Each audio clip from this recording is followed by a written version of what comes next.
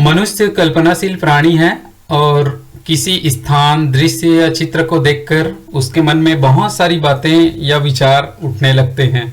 कोई चित्र को जब हम देखते हैं ना, तो हमारे मन में जो विचार उत्पन्न होता है उसको देखकर उन बातों को हम जब लिखते हैं तो वह चित्र वर्णन कहलाता है। जैसे आप कोई चित्र देखते होंगे तो उन चित्रों को लिखते हैं, ये चित्र वर्णन कहलाता है। चित्र वर्णन करते समय कुछ बातों को ध्यान में रखना चाहिए। पहला तो चित्र को ध्यानपूर्वक देखना चाहिए जो दिया गया है। दूसरा, चित्र में दिखाए गए व्यक्तियों और क्रियाकलापों को समझना चाहिए। जो चित्र दिया गया है उसमें जो चित्र अंकित है उनको समझना चाहिए। तीसरा, चित्र के जो मूल रूप है, मूल विषय है, उनको लिखना चाहिए। जो उस चित्र में बताने का प्रयास किया जा रहा है, जिसमें उनसे हमको कुछ सीखने को मिलता है, उस विषय को हमको लिखना चाहिए। चौथा, वर्णन, चित्र वर्णन में अनावश्यक बातों का उल्लेख अपेक्षित नहीं है। इधर उधर की बातें ना लिखें, जो चित्र में दिखाया जा रहा है उन्हीं के बारे में स्पष्ट लिखना चाहिए। भाषा स्पष्ट और प्रभावशाली होनी चाहिए।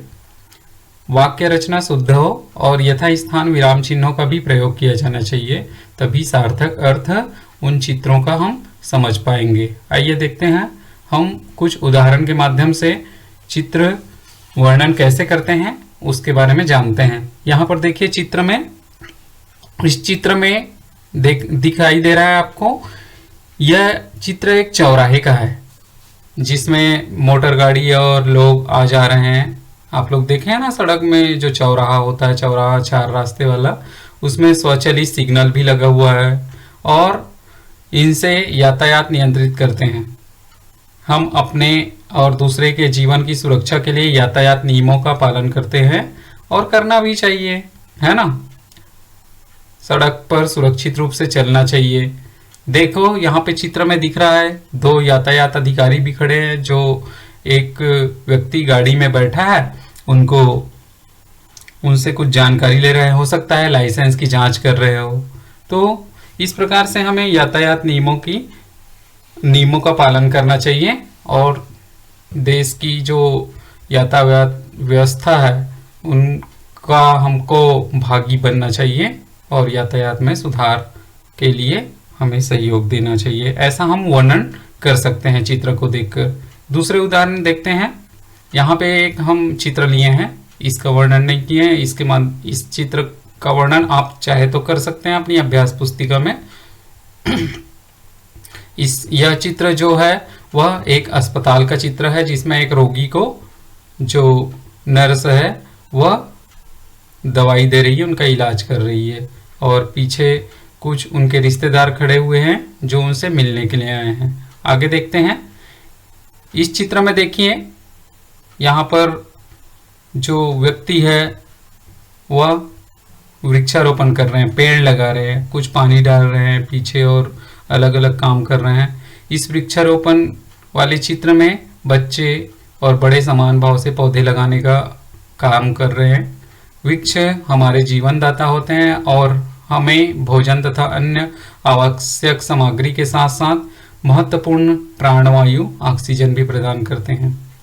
हमें अधिक से अधिक वृक्ष लगाना चाहिए, पर्यावरण संरक्षण में अपना अमूल्य योगदान देना चाहिए। ऐसा हम वर्णन कर सकते हैं। वृक्ष है तो हम हैं। यहाँ पे उन्होंने पंक्ति के माध्यम से भी बताने का प्रयास किया है जो वर्णन किए हैं। पेड़ है देश की गौरव, पेड़ है देश की शान, इन्हें मत काटो, नहीं बनोगे तुम महान, नहीं बनोगे तुम महान। ऐसा संदेश इस चित्र के माध्यम से बताने का प्रयास किया जा रहा है। आगे देखते हैं बच्चों। देखिए इस चित्र में कुछ बच्चे पिचकारी पकड़े हैं, कुछ रंग बिरंगे एक दूसरे के गालों में गुलाल लगा रहे हैं। उनकी एक महिला है जो मिठाई ला रही है, शायद हो सकता है ये होली का चित्र हो, होली खेलने का चित्र हो, तो इसका वर्णन भी आप कर सकते हैं। आगे देखिए। इस चित्र में एक किसान खेतों में बैलों को जोतकर कृषि कार्य कर रहे हैं। ये किसान का चित्र है इस किसान के बारे में लिखना है इसमें महत्वपूर्ण रूप से। चित्र में किसान 2 बैलों की सहायता से जुताई कर रहा है, अथक परिश्रम करता है और किसान के माध्यम से हमारे घरों में अनाज पहुंचता है। किसान ही अन्न उपजाता है। भारत की इतनी बड़ी जनसंख्या है, उन जनसंख्या की खाद्य आपूर्ति भी किसान करते हैं और हमारा जो देश है वो अन्न उपज में सबसे आगे है, साथ ही साथ निर्यात भी करते हैं। भारतीय किसान अमर रहे, जय जवान जय किसान, ऐसा वर्णन करते हुए हम इस किसान के बारे में लिख सकते हैं। यहाँ पे कुछ उदाहरण दिया गया है। एक छोटी सी बच्ची है ना, अपने पालतू जानवर हैं उनको लेकर सुबह सुबह टहलने निकले हैं।